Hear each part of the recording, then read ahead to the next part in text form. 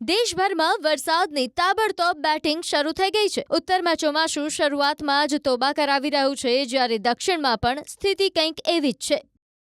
આ સાથે સાથે મહારાષ્ટ્રમાં પણ મેઘરાજા મહેરબાન થઈ ગયા છે. મુંબઈમાં ધારદાર બેટિંગ અને નગરપાલિકા ત્રસ્ત. મુંબઈમાં લોકો વરસાદની રાહ જોતા તો હોય છે, પણ આવતાની સાથે આખું મુંબઈ પાણીમાં જોવા મળે છે. મરીન લાઇન્સ પર સુંદર નજારા સાથે ટ્રાફિકથી પરેશાન મુંબઈ વધારે ભયંકર સ્થિતિ સર્જે છે. ભારે વરસાદથી નવી મુંબઈમાં ઠેર ઠેર પાણી ભરાયા અને લોકોને ભારે હાલાકીનો સામનો કરવો પડ્યો છે. છેલ્લા 24 કલાકમાં નવી મુંબઈના ઘણા વિસ્તારોમાં થયેલા ભારે વરસાદ બાદ જનજીવન પ્રભાવિત થયું. તાજી તસવીરો એપીએમસી માર્કેટથી સામે આવી છે, જ્યાં રસ્તાઓ અને માર્કેટ પરિસરમાં પાણી ભરાઈ ગયા છે. પાણી ભરાવવાના કારણે લોકો અને વાહનોની અવરજવરમાં મુશ્કેલીઓનો સામનો કરવો પડી રહ્યો છે. સતત થઈ રહેલા વરસાદના પગલે તંત્ર એલર્ટ મોડ પર છે અને પરિસ્થિતિ પર નજર રાખી રહ્યું છે. મુંબઈની વસ્તીને ધ્યાનમાં લેતા તંત્ર માટે પણ આ એક કસોટીનો સમયગાળો હોય છે. મુંબઈમાં ધોધમાર વરસાદથી મરીન ડ્રાઈવ પર સુંદર નજારો જોવા મળ્યો. નગરવાસીઓ અને સહેલાણીઓએ વરસાદ માણ્યો. મુંબઈના કેટલાક ભાગોમાં વરસાદ પડવાથી હવામાન ખુશનુમા બન્યું હતું. મરીન ડ્રાઈવ પર વરસાદની લહેરો વચ્ચે લોકોએ હવામાનની મજા માણી. સમુદ્રના મોજા, ઠંડા પવનો વચ્ચે મરીન ડ્રાઈવનો નજારો ખૂબ જ સુંદર દેખાતો હતો. વરસાદ બાદ શહેરમાં તાપમાનમાં પણ ઘટાડો નોંધાયો હતો અને લોકોને ગરમીથી રાહત મળી હતી.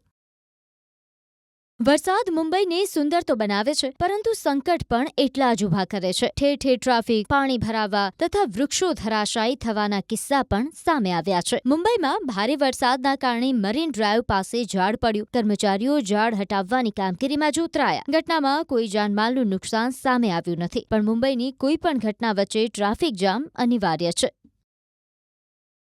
24 કલાકમાં મુંબઈના કેટલાક ભાગોમાં 100 mm કરતાં વધુ વરસાદ નોંધાયો. મુખ્ય શહેરમાં એટલે કે આઇલેન્ડ સિટીમાં ભાયખલામાં 162.52 mm વરસાદ નોંધાયો, જ્યારે મુંબઈ સેન્ટ્રલ વિસ્તારમાં 142.43 mm વરસાદ પડ્યો હતો. ત્યારબાદ વડાલામાં 127 mm વરસાદ નોંધાયો. પશ્ચિમ ઉપનગરોમાં બાંદ્રા કુર્લા કોમ્પ્લેક્સ વિસ્તાર અને બોરીવલીમાં અનુક્રમે 132.4 mm અને 126 mm વરસાદ પડ્યો હતો. બીએમસીએ જણાવ્યું કે દિંડોશી ફાયર સ્ટેશનના રેનગેજમાં 123 mm વરસાદ નોંધાયો હતો.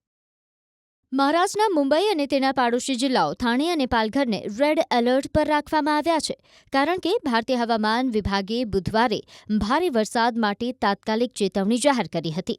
આ એડવાઇઝરી આગામી થોડા કલાકોમાં ભારે વરસાદની ગતિવિધિઓનો સંકેત આપે છે, જેનાથી નીચાણવાળા વિસ્તારોમાં પાણી ભરાવા, ટ્રાફિક જામ અને સ્થાનિક પૂરની ચિંતા વધી ગઈ છે. નવી મુંબઈને મુંબઈના ભાગો સાથે જોડતી હાર્બર લાઇન સેવાઓ સવારે 4:52 થી 5:45 સુધી ઓવરહેડ વાયર તૂટી જવાના કારણે ખોરવાઈ ગઈ હતી, જેનાથી લોકલ ટ્રેનની અવરજવરને અસર થઈ હતી. બૃહન મુંબઈ મ્યુનિસિપલ કોર્પોરેશનના જણાવ્યા અનુસાર 24 કલાકના સમયગાળા દરમિયાન પૂર્વીય ઉપનગરોમાં સરેરાશ 109 mm વરસાદ નોંધાયો હતો. ત્યારબાદ પશ્ચિમ ઉપનગરોમાં 87 mm અને મુખ્ય શહેરોમાં 86 mm વરસાદ નોંધાયો હતો. આ તરફ નવી મુંબઈમાં સતત ત્રીજા દિવસે પણ ભારે વરસાદ જોવા મળી રહ્યો છે. ભારે વરસાદના કારણે મુસાફરોને મુશ્કેલી પડી રહી છે. નવી મુંબઈ અને પનવેલમાં પાણી ભરાવવાના દ્રશ્યો સામે આવી રહ્યા છે. નવી મુંબઈના નીચાણવાળા વિસ્તારોમાં પાણી ભરાઈ ગયા. ટ્રાફિક જામ થતા લોકો પરેશાન. મહારાષ્ટ્ર સિવાય અયોધ્યા, ભુવનેશ્વર અને સિક્કિમમાં પણ ભારે વરસાદ નોંધાયો છે. છેલ્લા 24 કલાકમાં અયોધ્યામાં ભારે વરસાદ નોંધાયો હતો. ઉત્તર પ્રદેશની ગરમી વચ્ચે લોકોને ગરમીથી રાહત મળી. વરસાદ બાદ હવામાન ખુશનુમા બની ગયું અને તાપમાનમાં પણ ઘટાડો નોંધાયો. રસ્તાઓ પર લોકોએ ઠંડા પવનો અને વરસાદની મજા માણી. લાંબા સમયથી ગરમી અને બફારાથી પરેશાન લોકોના ચહેરા પર રાહત સ્પષ્ટ દેખાતી હોય તેવા દ્રશ્યો જોવા મળ્યા.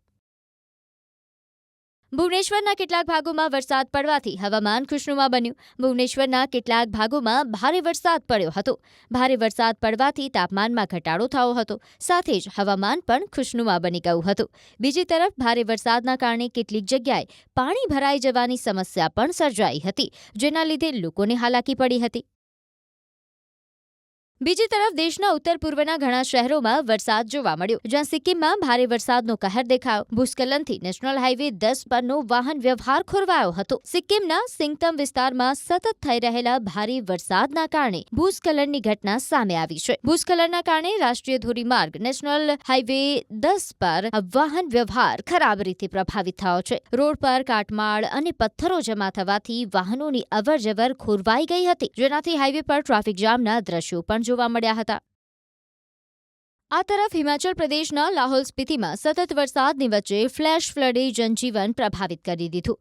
તેજ પ્રવાહના કારણે એક પુલ સંપૂર્ણ રીતે પાણીમાં ડૂબી ગયો, જેનાથી અવરજવર ખોરવાઈ ગઈ. ઘણા વિસ્તારોમાં નદી નાળાઓનું જળસ્તર ઝડપથી વધી ગયું. સતત વધતા તાપમાનના કારણે ગ્લેશિયર્સ પીગળવાથી જેલમ નાળામાં ફરી એકવાર પૂર જેવી ગંભીર સ્થિતિ સર્જાઈ.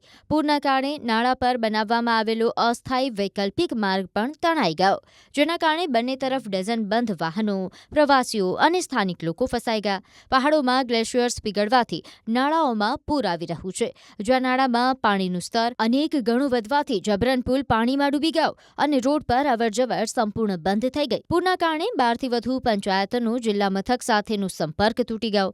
તંત્રએ લોકો અને પ્રવાસીઓને નદી નાળાઓથી દૂર રહેવા અને હવામાનની એડવાઇઝરી માનવાની અપીલ કરી છે.